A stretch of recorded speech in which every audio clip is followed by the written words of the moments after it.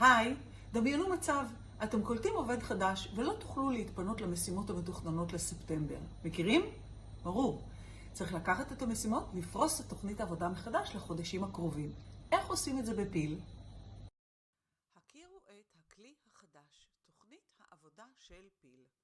תוכנית העבודה ל-12 חודש הקרובים מוצגת בגרף. תוכנית הדיווחים בסגול, תוכנית הציות בירוק. כמות החובות לביצוע בכל חודש מוצגת במעבר על העמודה של החודש הרלוונטי. הפירוט של התוכנית מוצג בתחתית הגרף, שם החובה, חודש התכנון, ההסדרה הרלוונטית והתדירות של החובה. מכאן תוכלו לשנות את הגדרות החובה ולדחות את ביצועה בהתאם לרצוי. שימו לב, מומלץ לוודא שהדחייה אינה גורמת להפרת רגולציה. המידע מצוי במערכת פיל.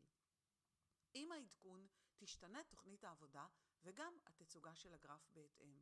אפשר גם לשנות את טווח החודשים לסינון או לסנן לפי הפרמטרים השונים.